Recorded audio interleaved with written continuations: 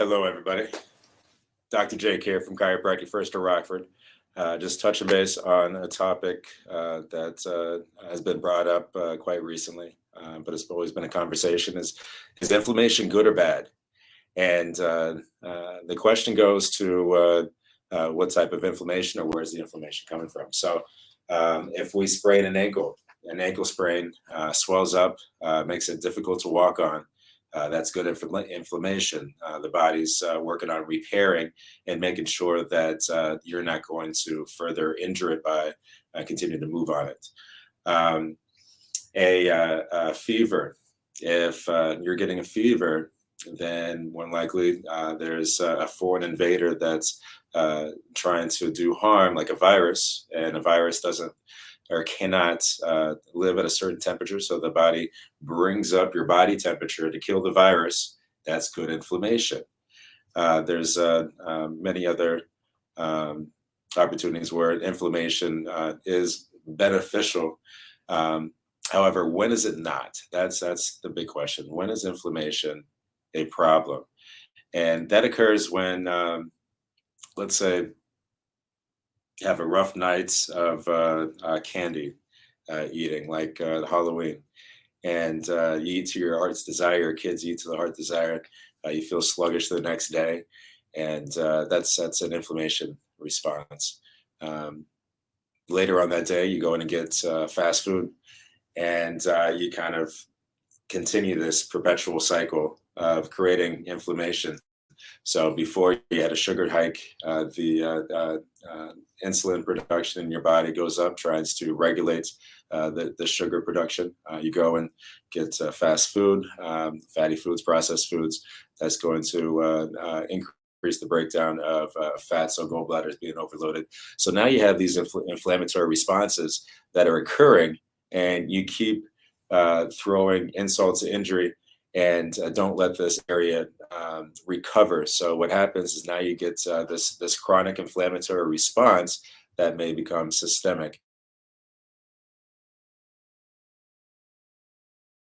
A bicep, to the poke, and if you continue to poke it, it's not going to allow the repair team to be able to do its job. It's going to have to recruit even more repair aspects, and the repair never gets actually quite done.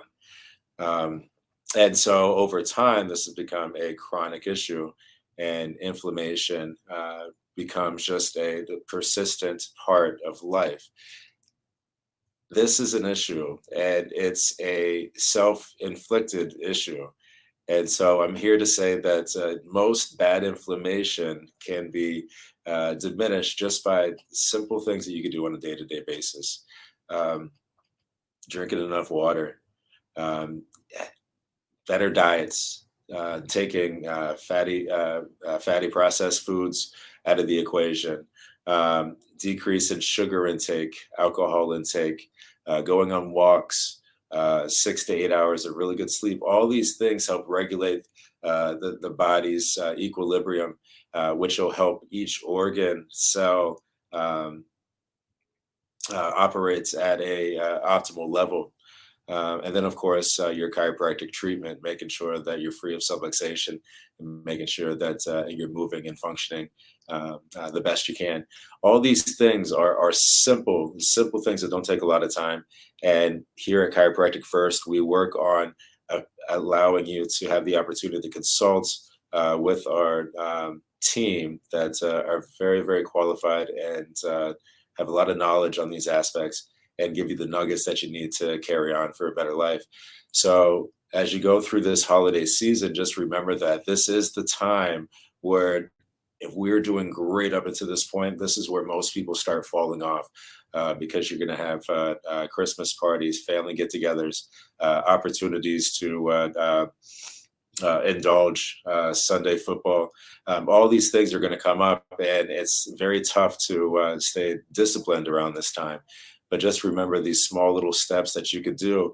Use us to lean on, use us to ask questions, use us to increase your knowledge base and take control of your health. Because if you don't, then falling off the wagon is very easy, and getting back on that disciplinary role might be more difficult. So we do have Mackenzie. She's a fantastic nutritionist that we have. You could fill out what's called an LRQ, which is a life risk questionnaire, and you get a free consultation with her. All of our docs are very well known and have a lot of resources that we could share with you, so you could start educating yourself on better lifestyle. But yeah, the difference between good inflammation and bad inflammation, when the body can't regulate efficiently and repair the simple things that are injured or going out of whack, so to speak, then bad inflammation starts occurring because it can't self-regulate at that point. Good inflammation are things that occur that the body's trying to tell you, hey, listen, either slow down or let's heal, and it'll heal efficiently, but you have to give it time. Modulation is the key in that aspect. So, anyways, that's what I have to say. That's kind of my soap opera speech for this week. Good inflammation, bad inflammation. Let's decrease the bad inflammation, which is chronically induced and most likely self-inflicted. Guys, you have a wonderful week, wonderful holiday. Love you. I'll talk to you soon.